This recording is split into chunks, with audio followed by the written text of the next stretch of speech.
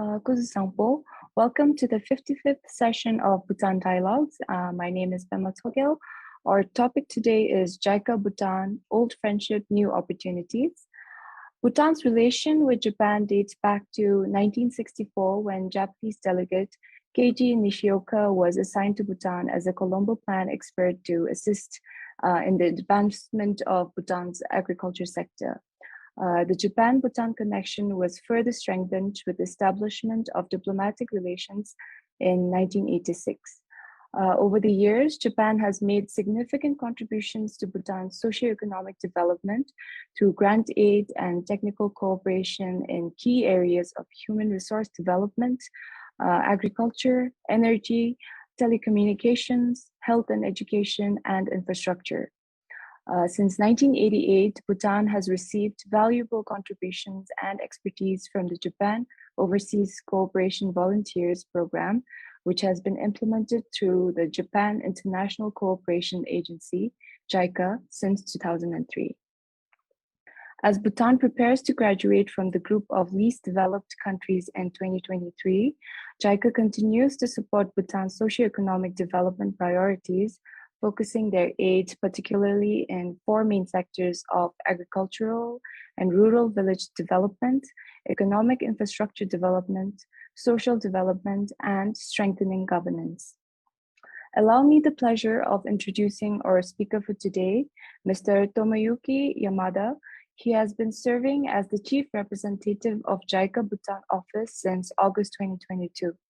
His 20 years of professional experience in official development assistance includes the fields of technical and vocational education and training, economic infrastructure, public-private partnership, and private sector development.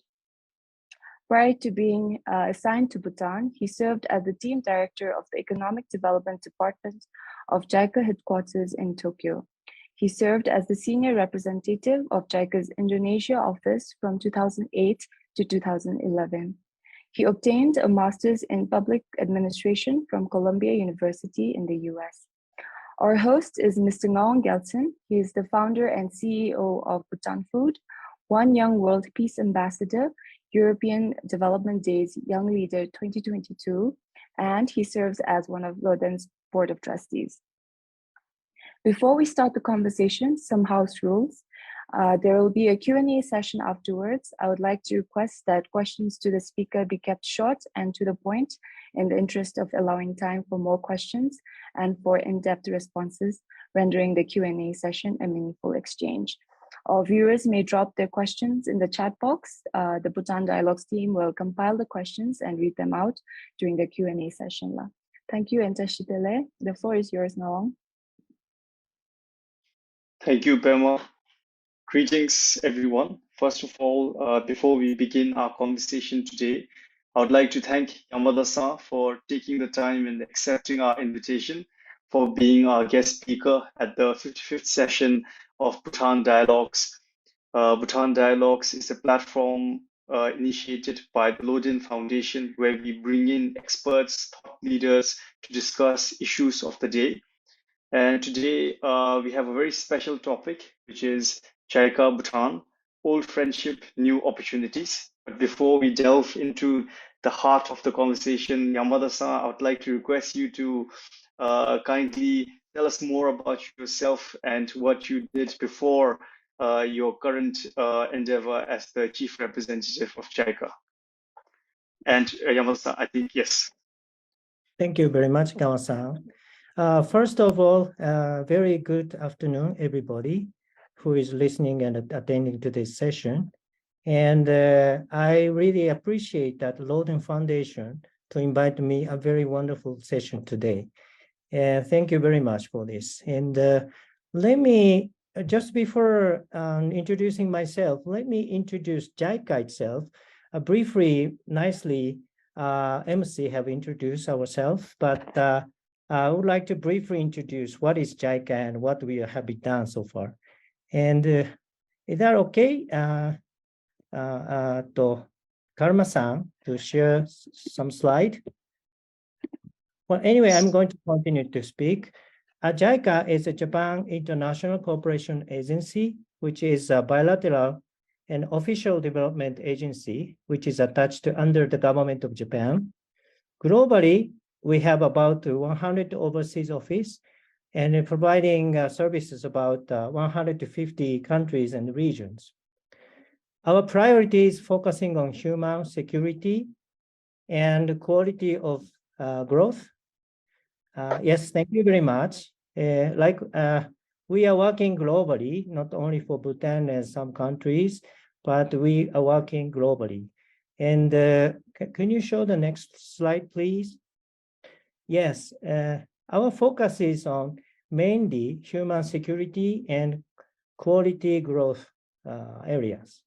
Actually, we are working in a number of fields, such as education, health, social security, and governance, of course, and agriculture and infrastructure and climate change and disaster reduction or some other water resource management and so on. So we are working globally in a wide range of fields. But one of our characteristics of activity is we work based on agreement between government. So we working under the agreement between government of Bhutan and the government of Japan. So this means that whenever we do a kind of project, we require official request from the Bhutan side, as well as approval by the government of Japan side. So another characteristics of JICA is we have a number of schemes of cooperation. So is it okay to move on the slide, please? Thank you very much. As at the very beginning, MC kindly introduced, we have technical cooperation and grant aid scheme. But besides that, we have a financial investment cooperation. We call it ODA loan. We provide a concessional loan in yen. And beside these major three schemes, we have Japanese volunteer dispatch program, which has also a long history of cooperation in Bhutan. And besides that, we have a number of cooperation programs. So this is JICA. And let me move on to introduce myself then. Sorry, okay, thank you very much for showing the slide. And well, where to start? Yes, my professional career has been introduced by MC. Thank you very much.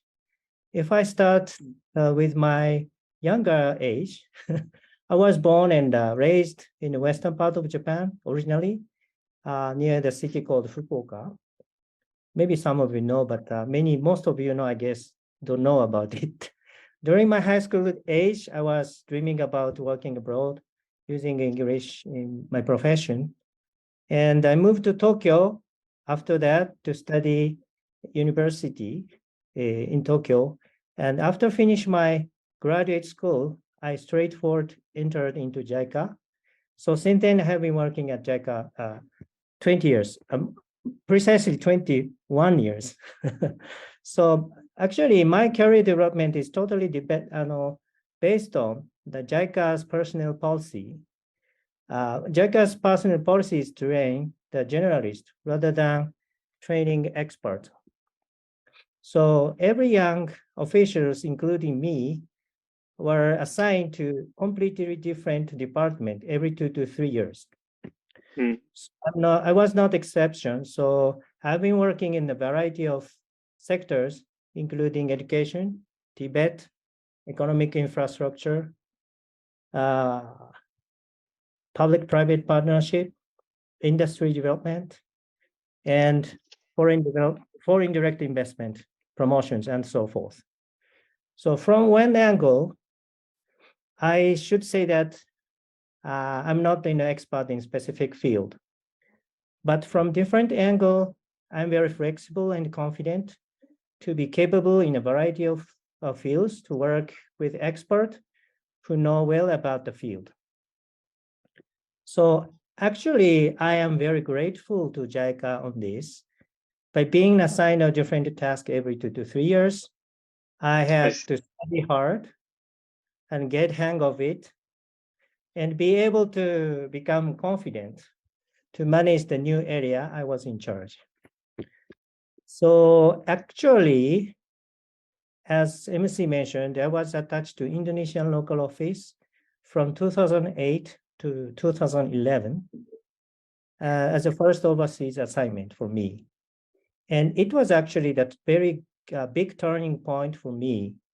And at that time, I was assigned economic infrastructure and public partnership for the first time, which I didn't know anything about it, honestly speaking.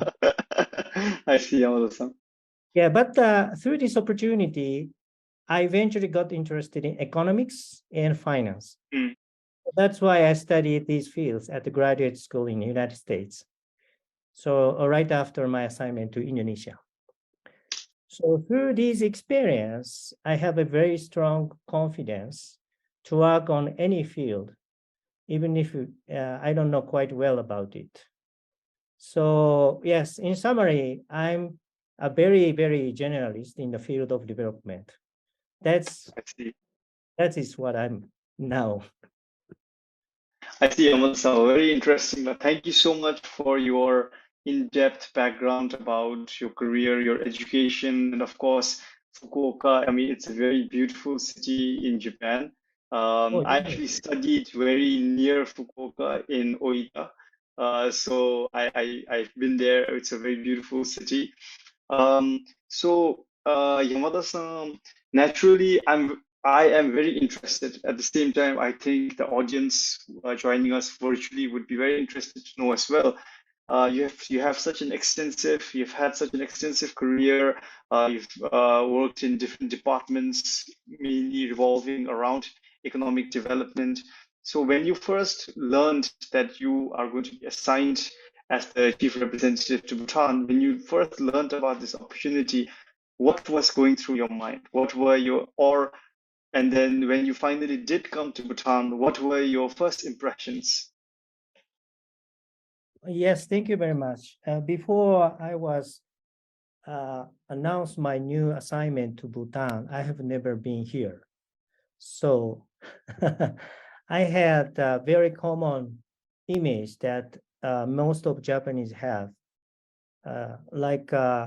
You are, honestly speaking, well, including me, many of Japanese think that Bhutan is very successful in its branding, right? So many of Bhutanese, actually many Japanese consider that Bhutan is a very wise country to prioritize gross national happiness rather than putting focus solely on income development. So my impression is exactly the same with other many Japanese. And also from development point of view, GNH is quite unique and interesting to work with. So that is what I thought of at the time of I get assignment to Bhutan. And because we are bilateral cooperation agency, so inevitably, two countries' relationship should be in the foundation of our cooperation. In this sense, this Japanese very strong attachment to Bhutan is very strong fourth wing for us to work in Bhutan. And after I come here, I realized that so many Japanese experts has been incorporated in Bhutan. As MC kindly introduced, Dasho Nishioka is one of them. And because of him and the other expert contributions, I realized that a lot of Bhutanese people have a very good impression and very good expectation for Japan's work. So I feel that on the foundation of our work, we have a very unique attachment and relationship between each other. So I would like to contribute from professional point of view for this, relationship to deepen and to develop more. This is, I guess, at the time of I started to work here. I see, Yamada-san. Yes, as you mentioned, I think the Japan-Bhutan's relationship goes beyond just our diplomatic relations, which began in 1986, but has, I think, our two people have a sort of connection despite the geographic distance between our two countries. And I also personally see a lot of similarities between the Japanese culture and the Bhutanese culture as well, and a lot of affinity towards. So, for example, when I first learned about the Japanese concept of 𝗕𝗵𝘂𝘀𝘀𝘀𝗀𝗃, which is the Oh, the three-way satisfaction. So for our viewers who have not heard about 𝗕𝗵𝘂𝘀𝘀𝘀𝗀𝗃, it literally means it's I think it is a advice or a philosophy that was carried by the Japanese merchants who do trade in Japan. And obviously, their idea was that the trade should benefit not just the buyer and the seller, but also the community where the trade happens, which is very similar, I felt, to the concept of gross national happiness. So I think, Yamada-san, you are very right when you say that there is a lot of cultural affinity and also a lot of love between our two people, and that goes beyond just the geographic distance. On that note, Yamada-san, because we would like to know more about JICA. I mean, Japan is an old friend. We have such, like we just discussed, a lot of cultural affinity, and JICA's presence is well appreciated and understood.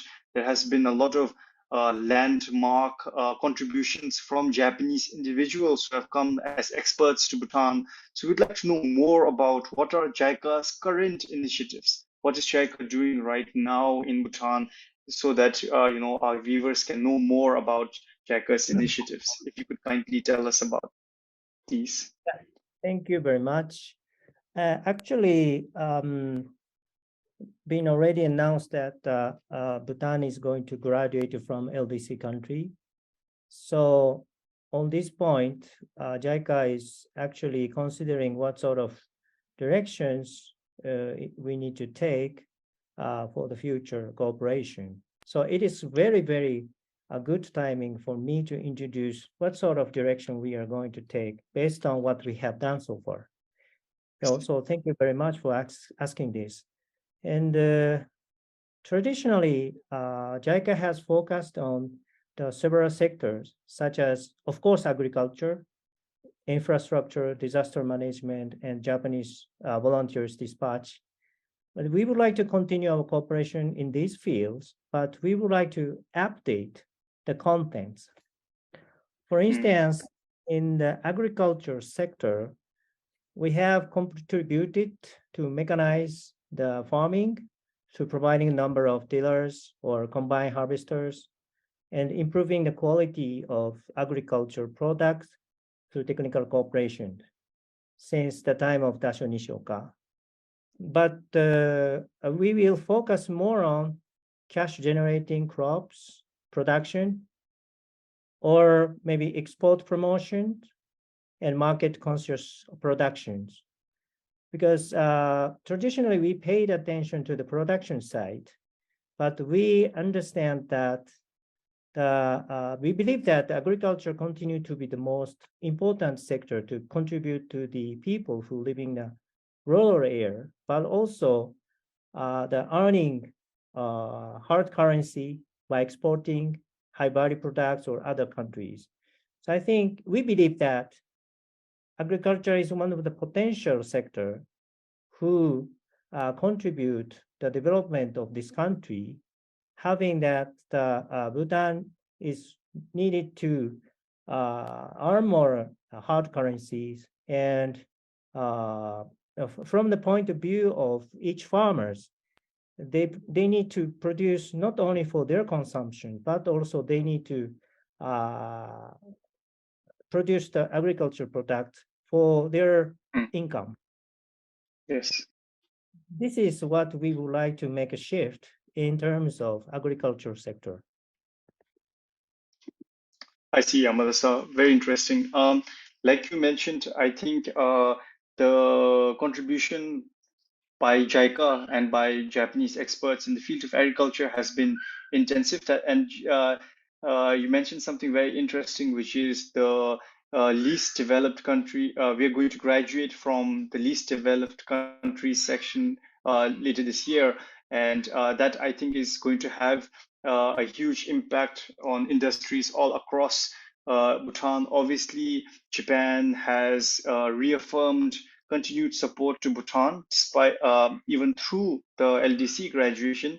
But there are going to be some impacts on, for example, agriculture. And I am very interested to know, for example, you mentioned that JICA's focus in agriculture, for example, now is moving from mechanization of agriculture, where there has been a lot of Japanese support, and now we're moving to how we can do market facilitation for the products that are grown in Bhutan in an attempt to increase the foreign reserve.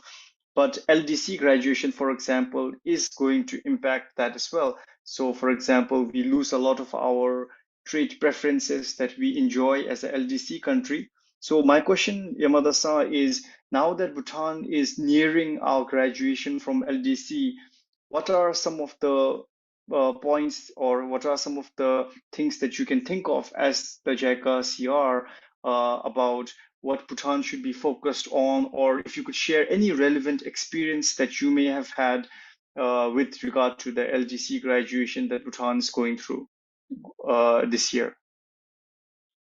Yes, thank you very much. Generally speaking, in my understanding, graduation from LDC country affect the trade and borrowing cost from donors. As first of it, you mentioned about it. And in terms of trade, as you say that LDC countries can export their products to other countries without paying tariff to importing countries. So far, I think that Bhutan is not export-oriented country. And observing the other countries like Bangladesh, Bangladesh is have the same timing to graduate from LDC. And because they are exporting a lot of things like textiles and the other industrial products, so they are very serious about the change of tariff. Because after the graduation of the LDC, their price competition will decrease because of the tariff imposed by the importing countries. So one of the things we would like to avoid that kind of situation is to make the trade agreement, free trade agreement with the counterpart country. But if you would like to get into that kind of free trade agreement, you have to be cautious because it works otherwise. You cannot impose your tariff of your imports. Yes. And from macroeconomic point of view, you are importing more compared to export. I see. So that is a kind of trade-off. So we need to be very careful about it. But yes, I would say that currently your export is not that much. So the change of the tariff from the LDC country to the middle income country would not affect. But if you strategize your future export, you need to take into the tariff will be imposed from the importing country, take into consideration. So that is the point, I guess. One point of the effect you're going to have graduating from LDC countries. And borrowing costs, of course, every donors, including us, is leasing amount with very concessional rate of interest rate. Currently, in a general term, we're providing concession yen loan with the interest rate of 1.2%. But after the graduation from LDC, it's going to be increased to 1.7%. I think similar kind of table the other donors have, such as ADB and World Bank. But in general, your concessional rate is going to be changed. But even after that, for instance, in the case of JICA, 1.7% of interest rate is still concessional or preferable compared to the market rate. So you can still strategizing to use this concessional loan even after you graduated from LDC. So, but in any case that you have to be ready to pay back that kind of increased cost of interest rate. So maybe you have to select the project which is quite feasible, and economic return is going to be very fine to apply for that loan. You need to be much more careful about that. This is I think those are the effect you will get when you graduate LDCs. I see, Yamada-san. Thank you so much for the very quick synopsis of the situation that awaits Bhutan, obviously after our LDC graduation.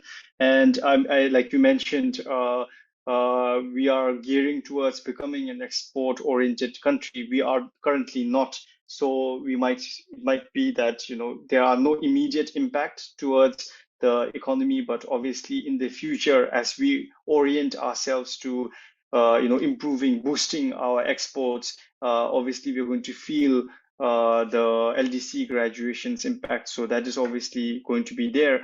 But I think we diverged a little towards LDC graduation because, as you were mentioning about JICA's current initiatives, you mentioned LDC.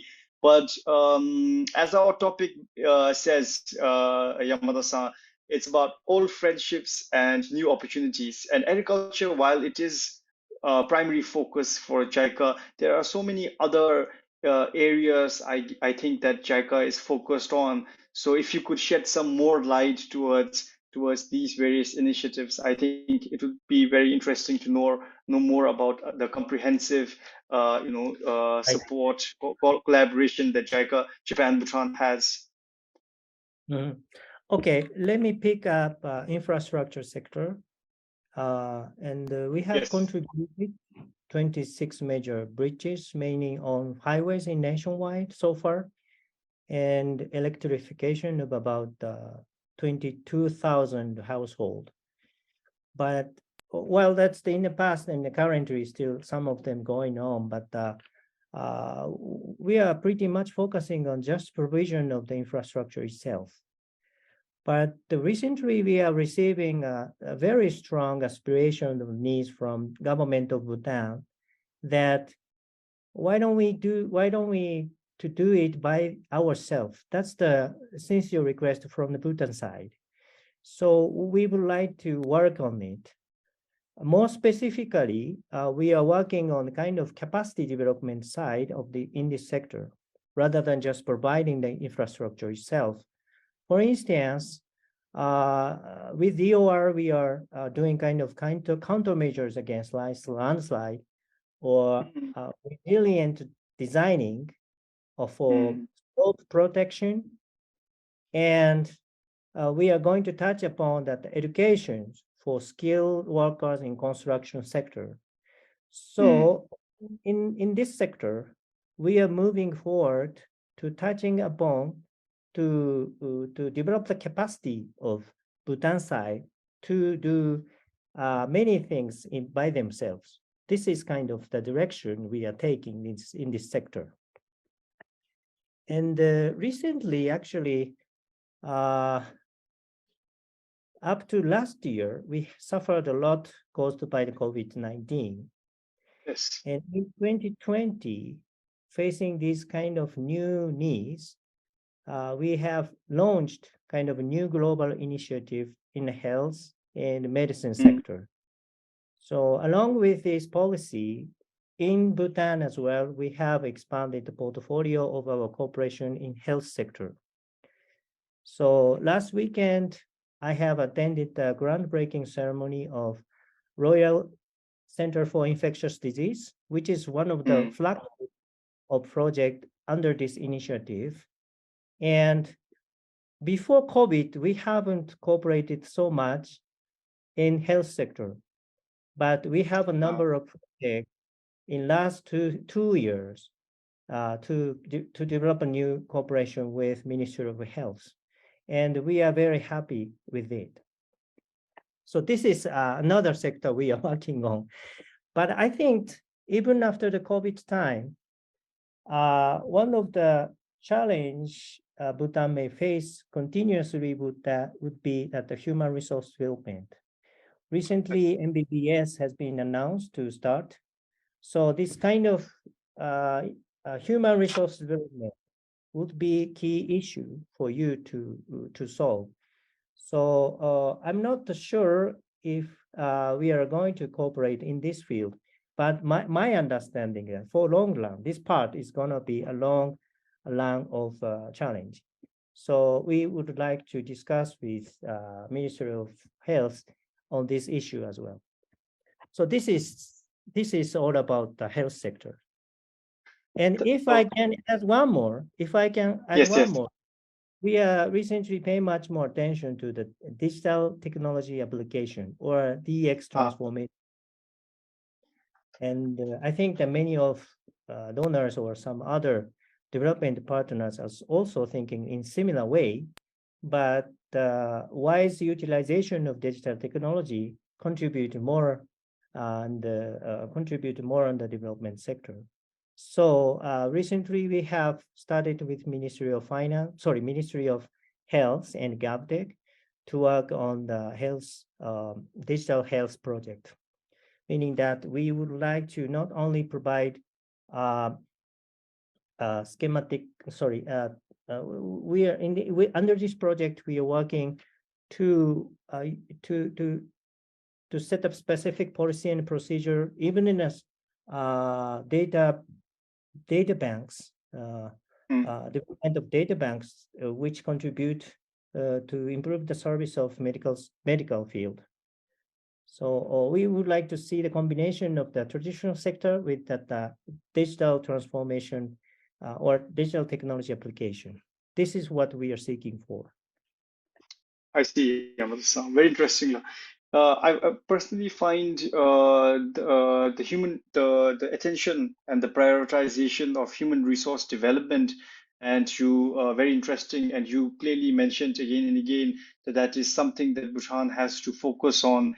And I think it's very much relevant now, given the challenges and opportunities that we have in store with Bhutan's LDC graduation, our graduation from least developed countries status to will obviously require us to have a renewed focus on human resource development. So I'm very excited to learn about JICA's contribution there and also in the health sector as well. So I think our viewers would be getting an idea that JICA's role, JICA's contributions and collaboration with Bhutan extends beyond agriculture as well, and we are focusing on so many areas.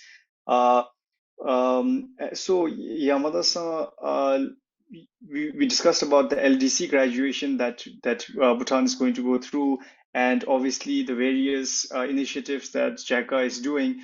I think at the same time we also have Bhutan is undergoing a lot of transformations. There are various transformation initiatives happening across the country, across sectors, all geared towards achieving the royal vision of having a stable economy, a flourishing economy, of having a flourishing human resource.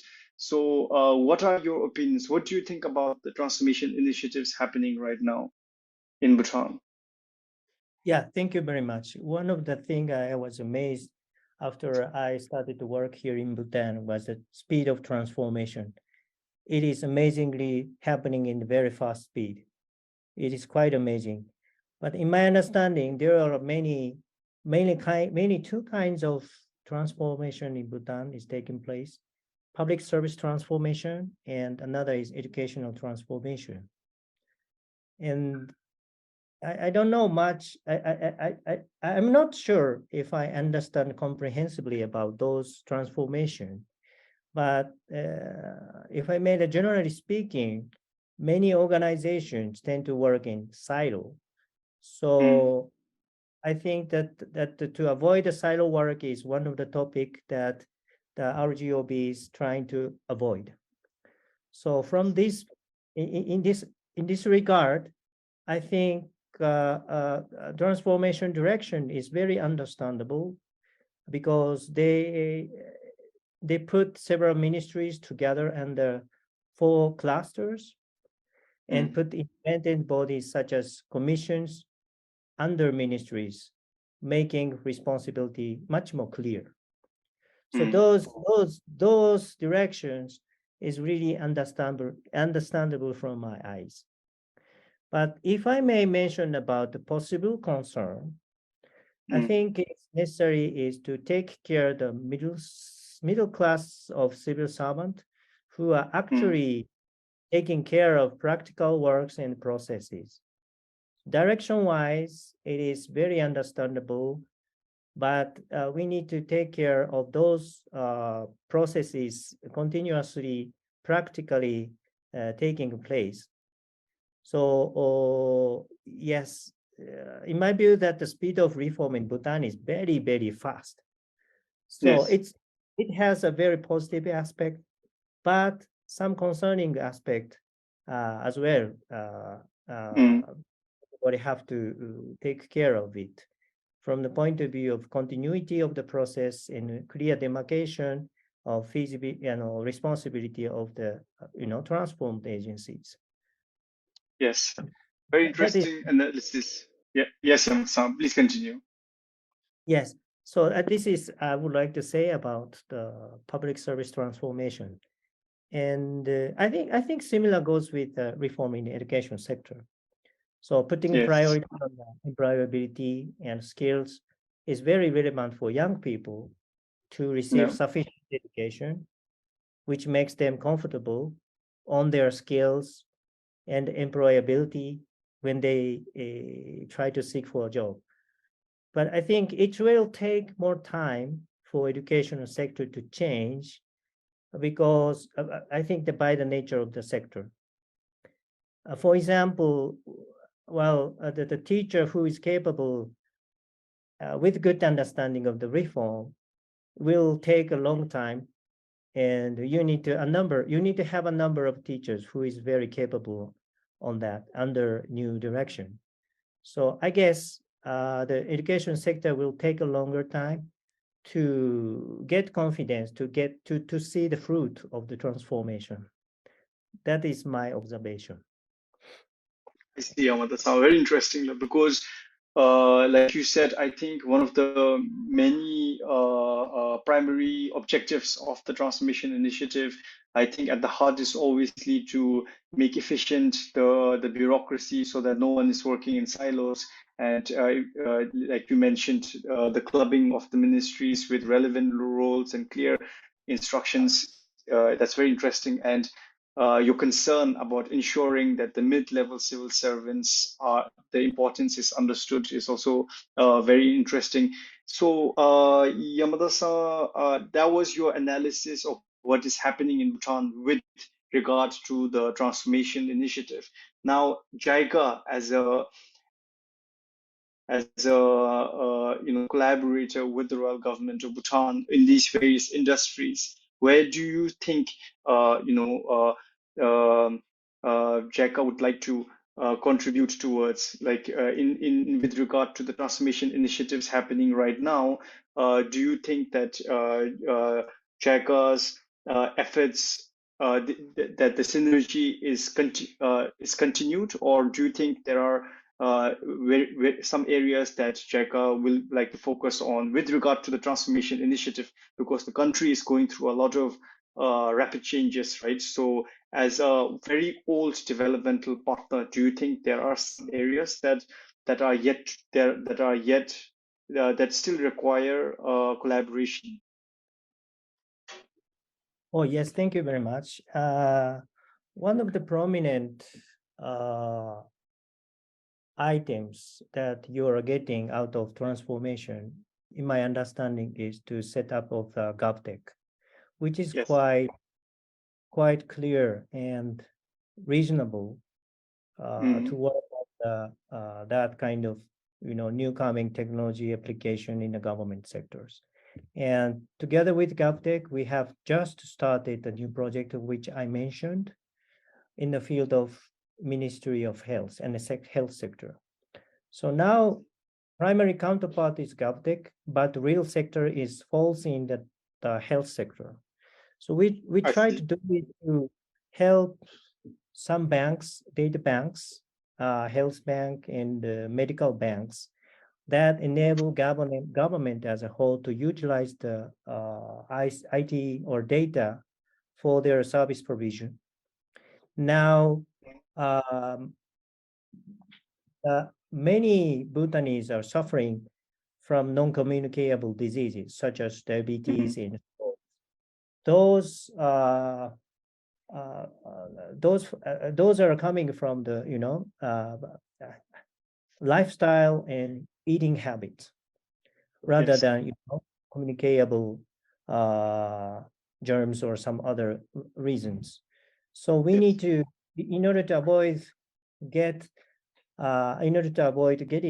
that sort of diseases, every people have to be to take the preventive actions, review their own lifestyles based on the fact or analyses.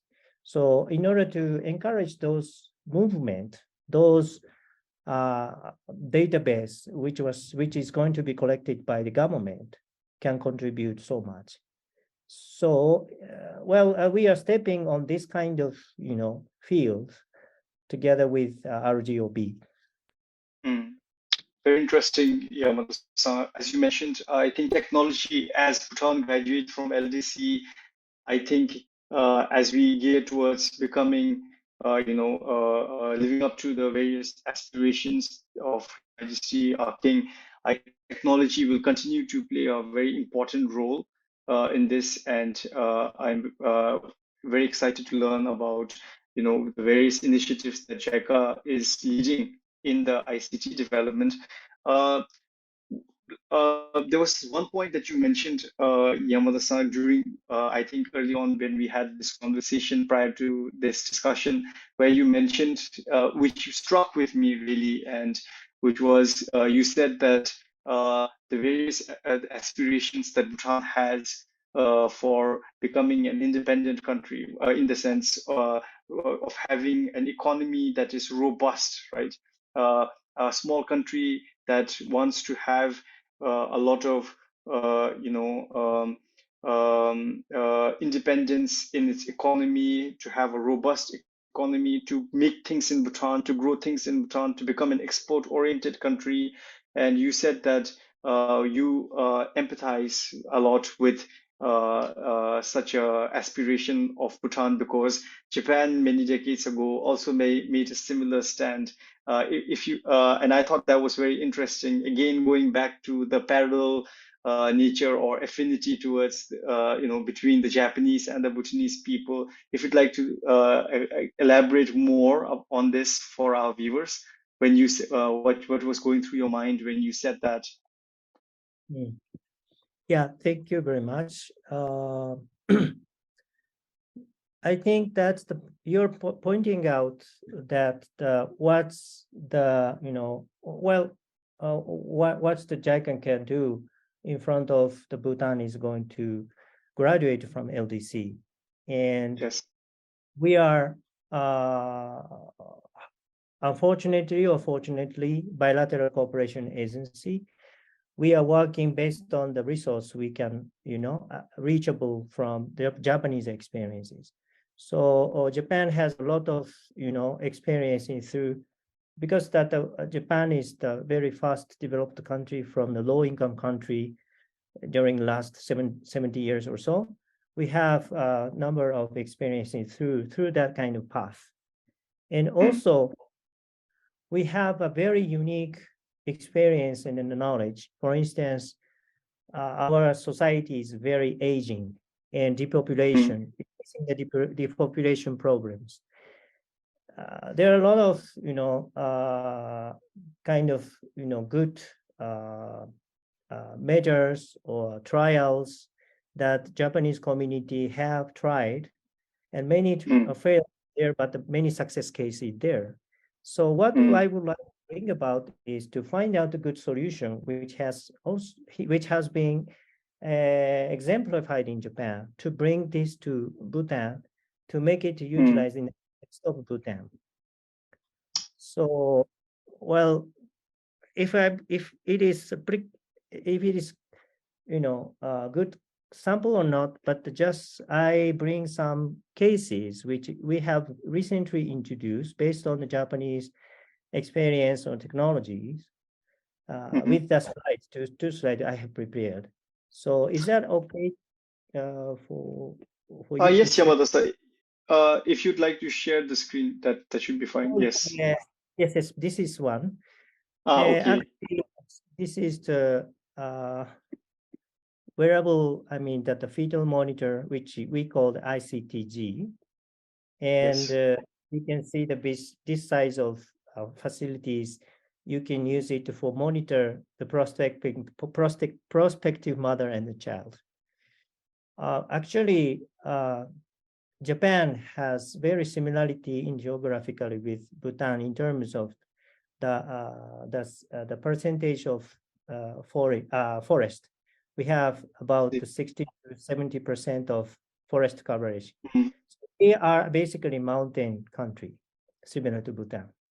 So this product is coming out of Japanese farm, which is used for remote area, enabling that prospective mothers and childs to receive the monitoring.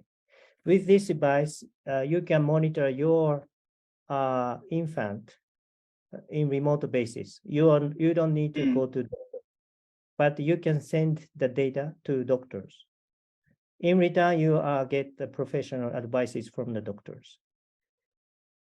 These devices really improve the accessibility of the remote area of people. And we recently introduced these devices together with UNDP.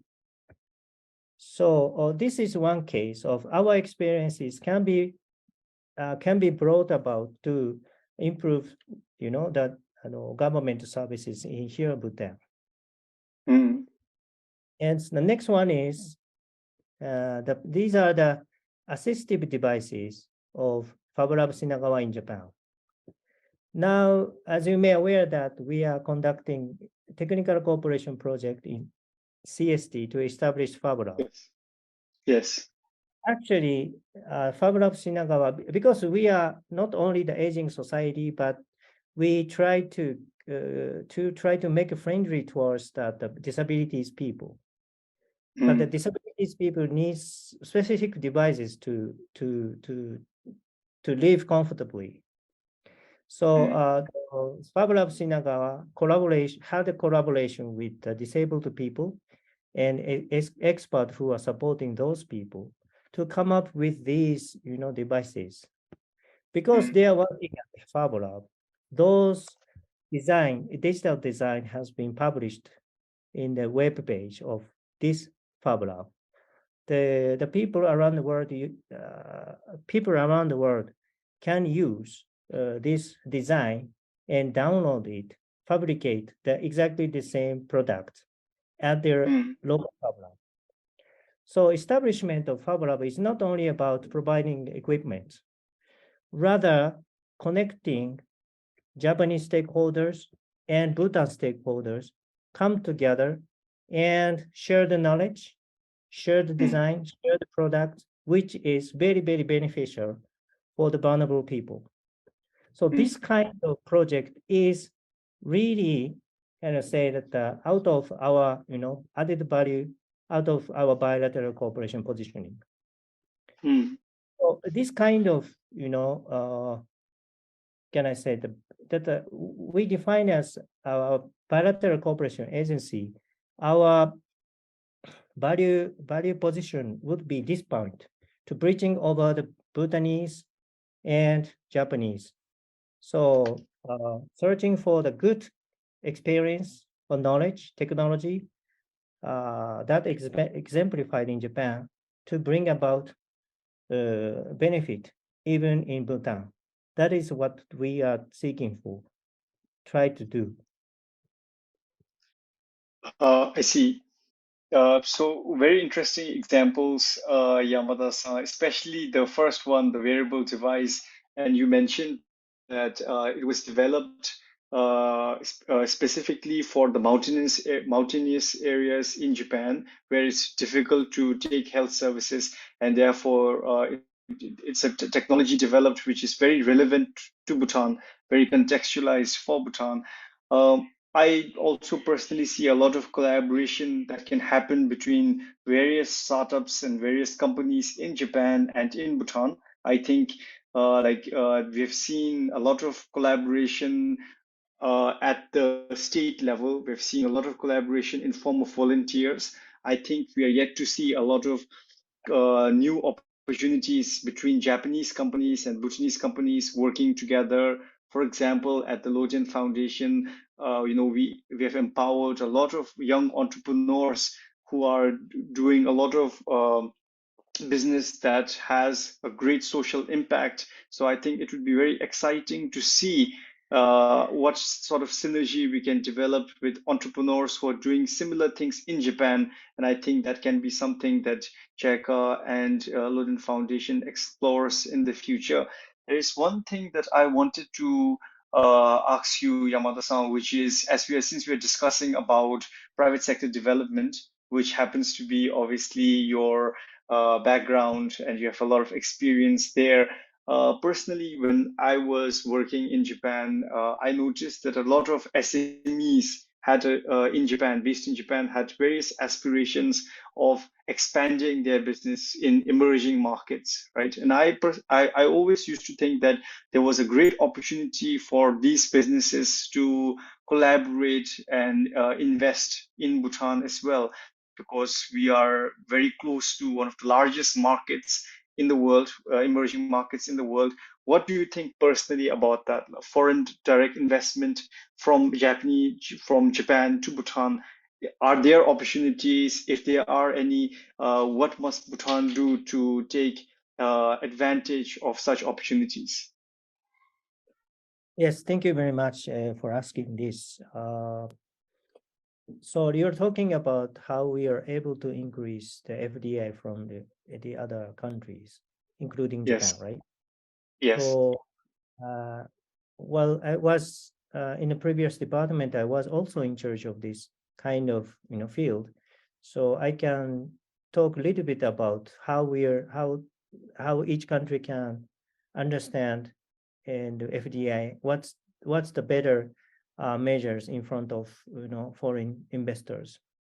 So to increase the FDI, we need to think about how foreign investors make investment decisions. So first, we need to understand in what mechanism they are making an investment decision. So aligning your policy should be there in order to get better FDIs to come.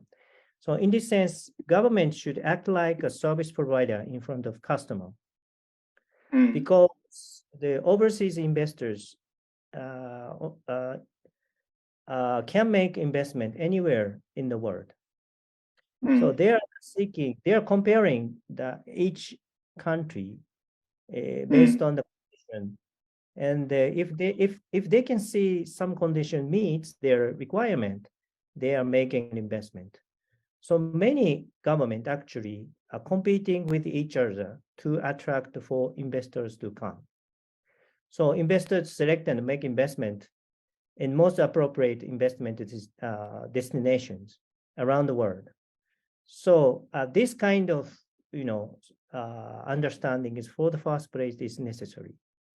And so if Bhutan would like to get more investment to come, you need to compare yourself with other countries from the point of view of investment abilities and conditions they are seeking for.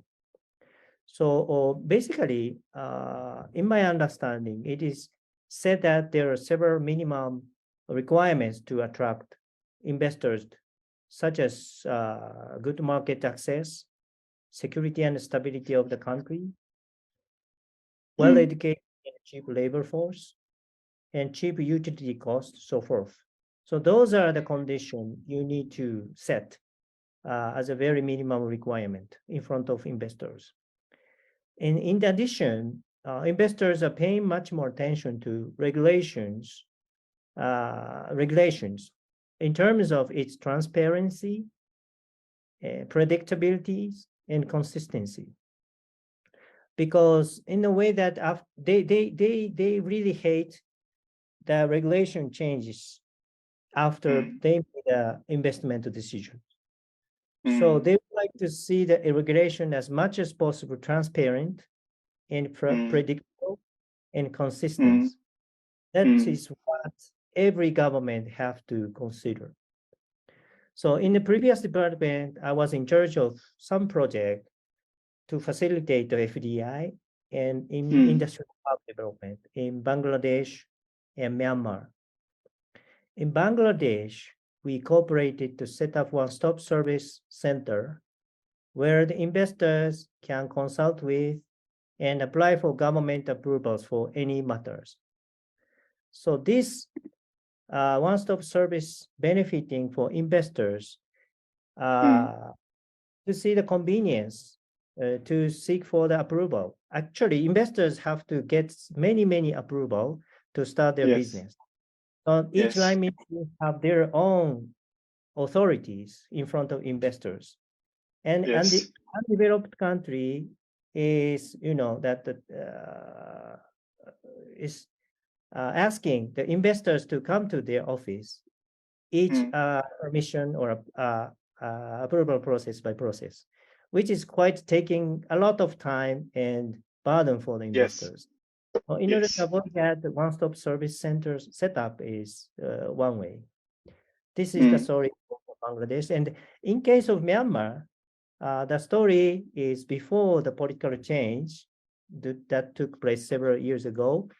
But since there are a lot of Japanese firms who are interested to make an investment in Myanmar because the market size is very big and accessibility to other market is very good. So that's why JICA started with dispatching expert to create an investment law 10 years back or so. But at that time, the same consideration have been took place. I mean, what I said is that the transparency, predictability, and consistency in take place regulatory framework. So that was a very fundamental part to attract investors to come. Those things might be something that RGOB can as a reference. Yes, Yamada-san. Very interesting. I think your some of the points that you shared could not have been more relevant because if you look at the various transformations that are happening in the country right now, I think we are in need of such feedback from all our stakeholders, from all our friends, so that we move towards a desired direction. And now that we're going through these transformations for streamlining the bureaucracy, I think your keyword that you used, that the government should take on the role of being a service provider, that's very important. Yamada-san, I think we are nearing our 1 hour mark. So if we'd like to move towards some of the, we have a question from one of our viewers. Virtual viewers, and I'd like to read it out for you. What are some of the new initiatives and projects that JICA has recently launched in the field of IT sector development? And then there's a second part to the question, which is, what impact do you hope they will have in Bhutan where they are being implemented? I think you've already mentioned the two, but if there is more that you'd like to elaborate on. All right, I see. Yes, I think that the pure ICT sector is now the private entities plays a lot. I mean, telecommunication, as well as internet services. Those are, I think that the remaining part of the government side is to act as a regulator. So that I think that the ICT sector, in terms of infrastructure development, actually government side, because we are G2G assisting implementator or agent. So if the government's role is, taken over by the private entities, we don't much to do. But in terms of application of ICT technology, yes. As I mentioned, why don't we apply that digital technology into the health sector or some other sectors? What I didn't introduce is that the application of the drone devices to capture the surface. We provided some of them to DOR in order for them to capture the surface of the land in order to prevent future landslide. Those kind of technology application we are implementing and working with RGOB. Yes, thank you, Yamada-san. Very interesting. I mean, I also completely forgot about the drone technology, and obviously I've been reading a lot about the various collab projects that JICA is doing in collaboration with the government to introduce this new technology in Bhutan. I think we have sort of crossed our 1 hour mark, but one last question from our virtual attendees before we end our discussion, Yamada-san, which is sorry, yes. Just before going to the last question, may I just explain about our volunteer program? Yes, of course. Yes, sorry. Yamada-san, yes. Well, actually, by taking opportunity, I would like to explain about our volunteer program. One of our uniqueness of our corporation is the Japanese volunteer program. Yes. And we have started that globally, that in 1965, dispatching the first volunteers to Laos. And since then, we have more than 46,000 motivated and experienced volunteers all over the world. And for Bhutan, we have more than 630 volunteers dispatched to 14 dzongkaks since 1988. Why I'm saying this is because this year marks the 35th anniversary of the dispatch of volunteers to Bhutan. So this year we are going to have some commemorative event taking place. So I hope that many participants today will get interested in it. So we are now still on the planning stage. So we have not yet come up with a specific plan, but in near future we are going to do. So please pay interest. Yes, I appreciate that you all are interested in that kind of event. Thank you. Yes, Yamada-san. I mean, since we are discussing about the old friendship and new opportunities between Bhutan and Japan, how could we forget the JICA volunteers who come to Bhutan every year? I think every time I see the posts and pictures of JICA volunteers in Bhutan, we have a renewed sense of hope, I think. Many Bhutanese students, for example, have a lot of memories of JICA volunteers who volunteer as PE physical education instructors in schools. So very interesting. But thank you so much for mentioning that, Yamada-san, before I ask you the last question from one of our virtual attendees, which is obviously, like I said earlier, Bhutan Dialogues is a platform created by the Loden Foundation for discussing issues of the day with thought leaders and experts. And one of the issues that we discussed during the 54th session of the Bhutan Dialogues, which was last year, was about the large, Bhutanese, mostly young people, but Bhutanese people leaving for Australia, seeking better work opportunities. And I think one of the virtual attendees quickly wanted to know what your opinion was as an individual and also as the head of JICA in Bhutan, what you think about this issue with young Bhutanese leaving for Australia for seeking better employment, and obviously there's a lot of media frenzy around it. So what do you think about it? Yes, thank you very much. Last question is very difficult to answer. I see. Thank you very much for asking this. Yes, actually, well, was aware that that many young people are interested in moving out of the country. I think it's all their own decision where to Mm, realize their life. mm, So it's totally up to the people where they want to make their life realized. So I mm, believe it is their own choice. But I feel that we need to think about how to deal with the problems that may arise when too many young people leave the country. mm. So actually, many Japanese volunteers are pointing out that that kind of phenomenon is coming up. I mean, because they are working with closely with a Bhutanese counterpart that suddenly they decided Yes. to move out of the country. So Mm, honestly speaking, the phenomena is not right one, but it can be a very serious one. So, I but see. I would say to this, our bilateral cooperation scheme can bring about something because Mm, in Japan, rural areas are also facing the similar problems that I young see. people go out of the heading for urban areas such as Tokyo, Osaka, Nagoya, or some other Yes. places Mm, abroad. So, well, there are lack of young people living in that place. But at the same time, some rural areas in Japan are trying unique ways to attract people, and some of them are successful.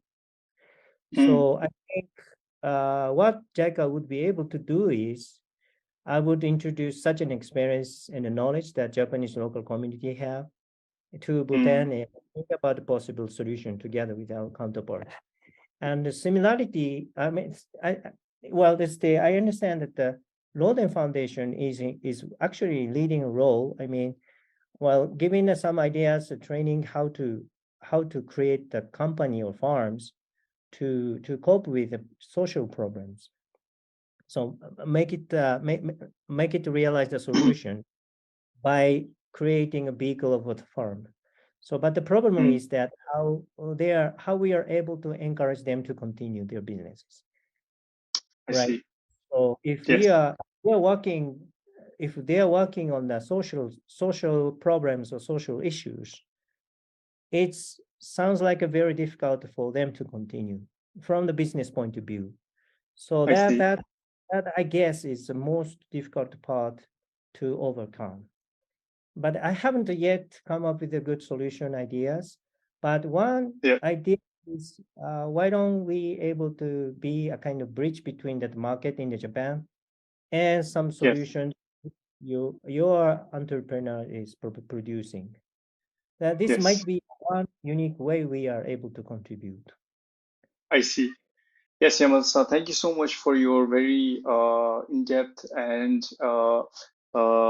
prompt experience. For example, with a lot of JICA volunteers reporting that the Bhutanese counterparts that they're working with are suddenly leaving for their further studies or seeking opportunities. Personally, on a personal note, I feel that it's not just about the people leaving, but also what are we going to do to keep them engaged? What are we going to do to make sure that we make things right so that they can come back? And when I say we make things right, what I mean is really something very similar to what you mentioned, that a lot of entrepreneurs, for example, will be facing a lot of this issue. We have just come out of the COVID-19 era, and now we are entering a phase where a lot of people are leaving for further studies outside.